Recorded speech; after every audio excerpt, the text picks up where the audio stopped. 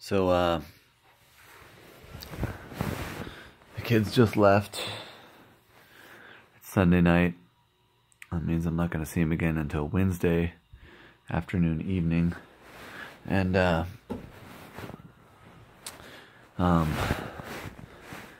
I finally got one of the questions that I've been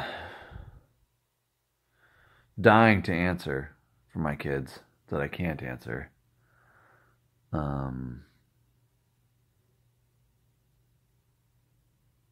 That I can't even talk to them about. Not for a long time, probably. That's why. They're packing up and getting ready to go, and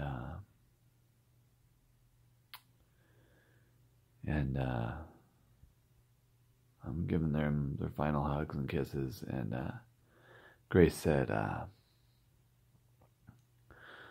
"Why do we only get to see you 2 days, Dad?" And we know why. And I can't say anything about that individual. I can't talk about the cycle of mental illness that's generational. I can't talk about the way that our society here, especially in Southern California, sexualizes everything in really disturbing ways and glorifies, young attractive women as if they're like the pinnacle of all humanity, despite nobody else has any value except for young attractive women, right, in our society. And I can't say anything about any of that. And I can't say anything about Mrs. Garcia, who kept them away from me for 230 days, who filed a restraining order, even though I've never harmed anybody ever. And of course, Mrs. Garcia just wants to get paid, and I can't say anything about that either. So I cried a little bit. I cried a little bit. They eat better here. They're treated better here. We do more educational activities here.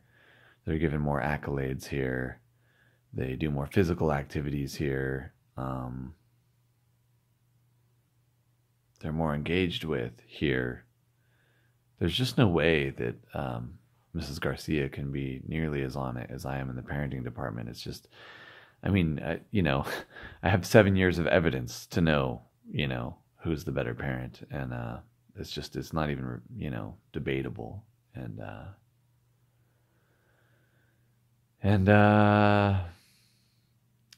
then Grace, said, "Why are we only here 2 days, Dad?" And I said, "Well, sweetie, it's 3 days because we get to see each other on Wednesday too. And it's a lot better than 0. And she agreed with that and was also very happy about that. So,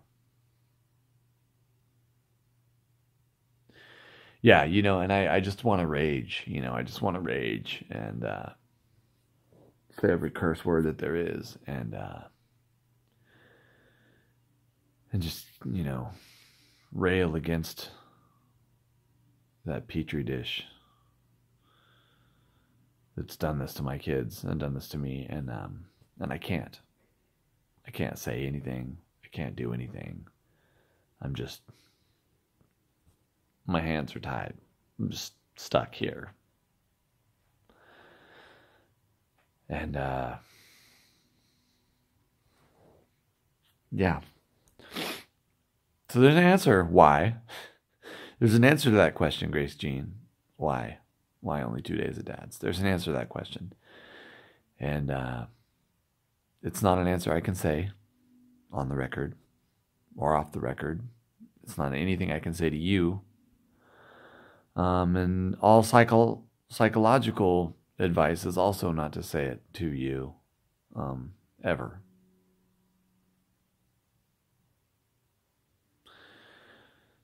But there's a why, and you're probably at that wise house right now. And I'm sorry. I'm very, very sorry.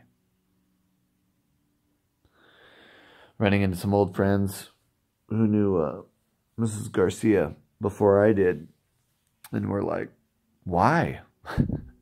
Why did you pick her? You were the lead singer of the Leprechauns. It was like women throwing themselves at you every night. Why did you pick her? And I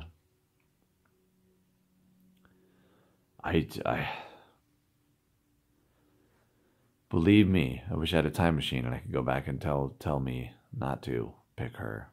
Pick anybody but her. Anybody but her. Or anyone related to the Petri Dish's mother, Petri Dish Sr. That's the real problem here. But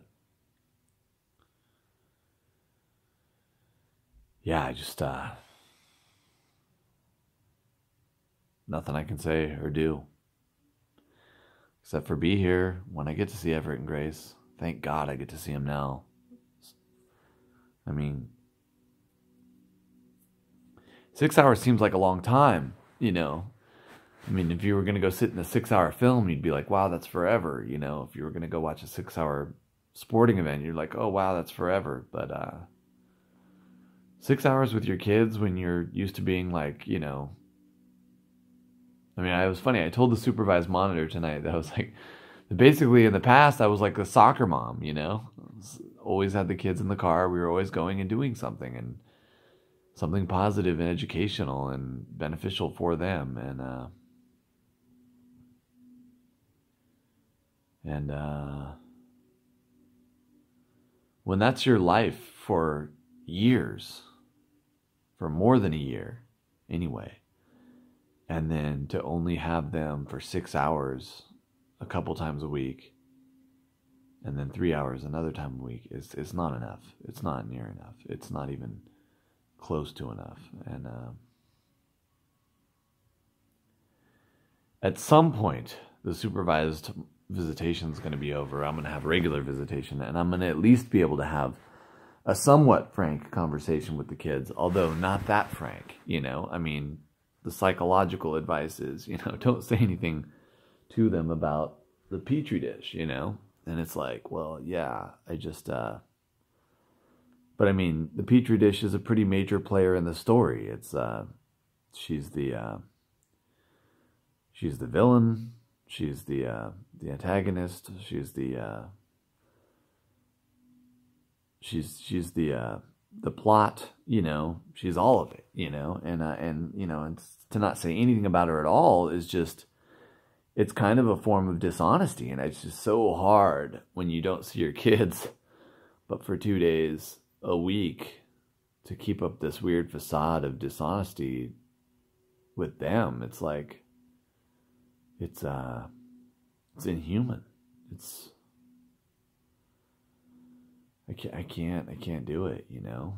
I mean, I am doing it. I can do it, but it just kills, you know.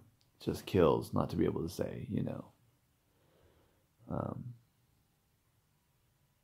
what needs to be said about society, about the way the Garish family raised their children, about the twisted values that they ascribe to, you know, about how it's, you know, it's part of how our culture is, but it's also more specifically part of how their family is, you know,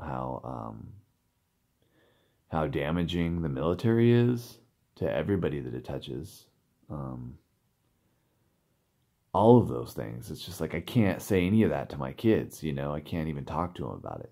Meanwhile, they're living with another military guy, and Mrs. Garcia, who's also a military brat, who's got all that mental scarring and baggage and damage, you know, from being in a family of professional killers, you know, and that's what the military is. You're a professional killer. It's like, you know, and it doesn't just hurt the people who are directly involved in that. It hurts the whole family, you know, the kids, um, everybody. So,